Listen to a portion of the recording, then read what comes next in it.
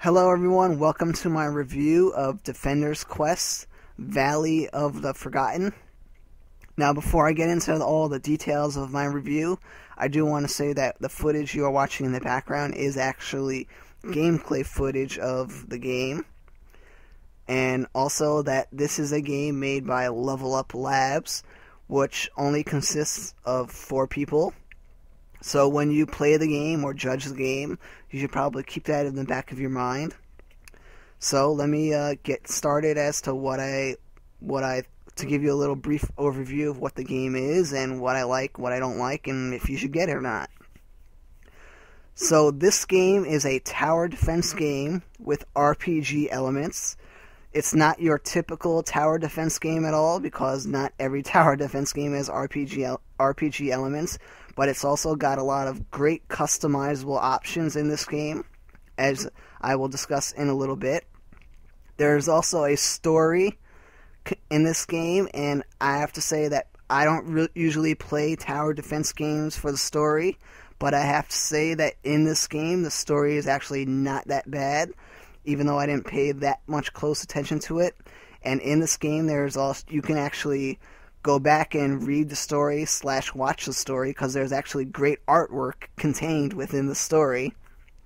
So that's what I plan on doing later on, is going back and just watching the story again as it unfolds once I fully 100% this game. And there's also a good soundtrack in this game, I have to say. And it's one of the better soundtracks that I've ever heard in a tower defense game, or an indie game for that matter. Now this game has a lot of customizable options, as I just said, and you get to customize your various defenders. What your defenders are. They are the units that you place on the board when you're in a level to try to prevent the enemies from reaching the destination. Now the destination that the enemies are trying to reach is your librarian. And the librarian is like this mage-like character who is a central part of the story. You essentially go around the map with the librarian, and the librarian has various powers that you can use in the heat of battle, and they've got some like healing spells, a lot of damage spells, and some there's like a frenzy kind of spell also. But that's also something that's kind of unique, because I've never really played a tower defense game where there aren't that many out there where there's like there's like a unit that can affect the entire map, which is pretty cool. Now the different kind of units you can hire in this game are berserkers, rangers, which are like archers. Then you get these like healer monk type units, which serve as they serve as healers, and they also cast holy magic to kill quote unquote dark monsters. And then there's also ice mages. What else do we got? Oh, we've got knights and we've got dragons. Only 6 different unit types. Now within those various units, you get to customize them when you hire them. And when you hire them, first I'll say that every time you hire a new unit, the price goes up, the cost goes up. And what you use to buy units or defenders is this thing called scrap, which you get from battles as rewards. Now when you hire a unit, you get to customize the colors and whatnot, and then I'll sort of discuss the leveling up process later on, but every time you level up a unit, you get skill points, and you get to put those points into that particular character, and you get to name that character, that defender. So, and also in this game, you don't unlock all the units right away. You unlock the units along the story. I think it's pretty well done how they roll out all the units. So let me talk about also the other RPG element in this game is that each unit they get items. You get items as level rewards or quest rewards, and you also buy units from a shop and you equip them. So you get some units use armor, some units use swords, some units, the rangers use bows, the mages use staves. So you get all those kind of items that you can get, and there are some items that cost more than the others. So you got to sort of plan out what kind of items you're going to give to what unit, and also when you're playing the game, the placement of the units. Now let me talk about now how the gameplay is in battle, which is usually the most important thing in a tower defense game. Now when you start the battle, what you do is you basically, on your screen, on the right side of your screen, has a list of all your defenders, and each defender on the bottom of the screen, all the abilities, and under that, there's a game speed tab where you can pause the game, fast forward it 1 time, 2 times, or 4 times. And on the top part of your screen, there's also a little conveyor belt which shows you all the enemies that are coming, and it shows you also where all the enemies are coming from. So you might so let's say, for example, you see that an armored enemy is coming your way, and you have a unit that has armor piercing. It would be tactically convenient for you to place that unit that has armor piercing where the armored units are coming from. So what I did is I sort of fast forwarded that conveyor belt until it got before the very end, and then I pressed pause, and then what I did is I placed all my units. Now when you place your units, it costs this thing called Psi, which is essentially mana, and so you have to sort of be mindful of what units you put in the beginning, because sometimes you may not be able to afford all your units, and each unit also has various upgrades that you can boost them with, which you get through their skill point system. So after you've done the battles and you've done everything, after you've done the battle, when you're in the battle, you're trying not to let the enemies get to the librarian, which is like the central figure in the game. And the librarian, as I mentioned, has various abilities that you can cast in the midst of battle, which I didn't really use all that much in the game, I have to admit. But they are there for usage, and some of them are pretty cool. There's one that helps you push back enemies, which I've never really seen in a tower defense game before. But in any case, you're trying to prevent the enemies from reaching the librarian, and if you are successful, then at the end of the level you get a perfect score. And at the end of the battle, that shows you how much experience you get, and also how much scrap you get, which is the currency in this game you use to recruit units and buy more items.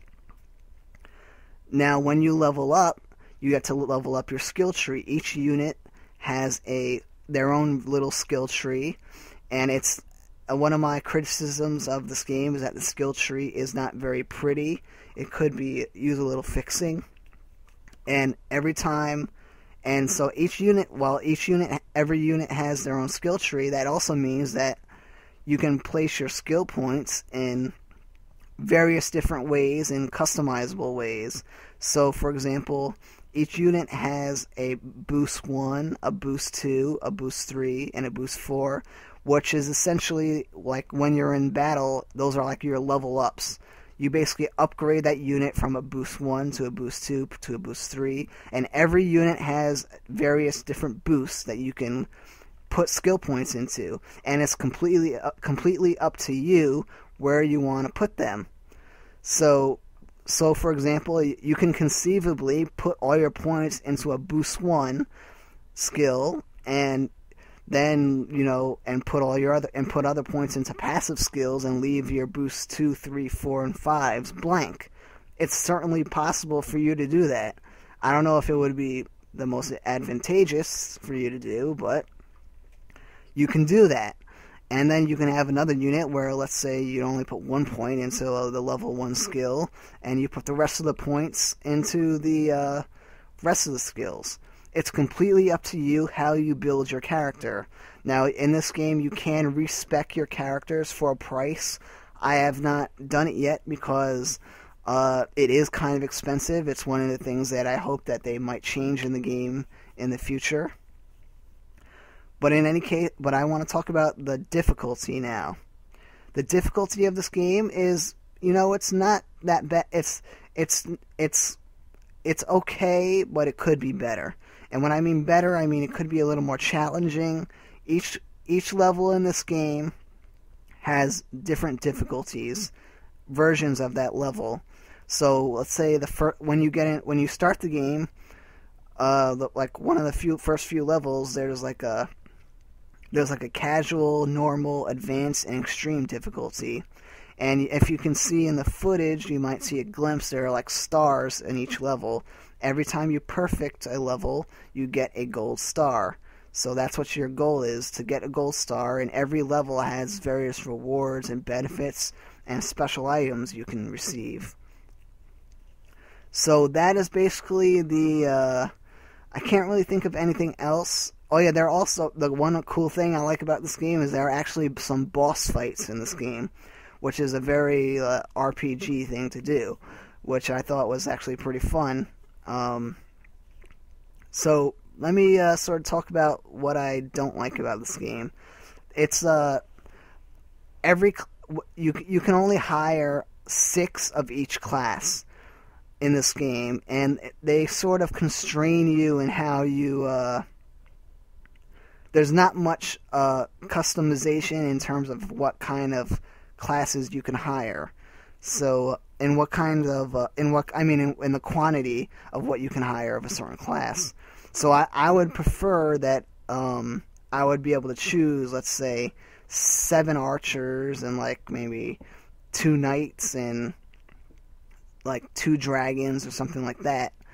But in this game, they cap you at 6 each of each class, which I would suggest that if they are watching this, or if you play the game, that they might want to look into that and how to change it. Now, as I mentioned, this is a 4-person studio making this game, and they are constantly making They are making updates to the game, and right now it costs $7, I believe, and they plan on releasing bonus content, more content. Now, they do have a nice demo in this game, which is actually part of my criticism of the game, that it's actually pretty generous. They actually give you about 40% of the game, I would say. So you should check out that demo, and I would say that it's an accurate representation of the game. It's probably one of the most generous demos I've ever played. But the cool thing about the demo is that you can actually export your save file to a full version if you decide to purchase the full version. So I think that's actually pretty cool. But I do say this is a pretty good game. It's could be great. I think we should give them the benefit of the doubt when they say that they're going to release more content. I hope the difficulty level gets ramped up a little more. I hope maybe they can add a little more customization as far as how the different types of characters you can hire, the quantities, etc. And also the interface of the skill tree, I think, needs a little work. But you know what? These people who made the game, they have a pretty good gem on their hands, and I hope this game gets played by a lot of people, because tower defense games are so addicting, and it's very hard to find an addicting game with lots of customizable options like this one does. So I really don't have anything else to say other than, oh yeah, also when you buy the game, you can also buy the soundtrack also, which is actually pretty cool. And like I said, the soundtrack is very, very good. So anyway, that's my review of Defender's Quest: Valley of the Forgotten, and I hope you enjoyed it. please let your friends and whoever likes tower defense games, let them know about this game. This is a very good game, and I think that it's not a great. It's a good game right now. It could be great, and we should give them the benefit of the doubt when they say they're going to release more bonus content. But I would say this is a very good start, and you should give it a shot. Give it a shot. So anyway, that's it for now. Thanks for watching. I appreciate it, and take care.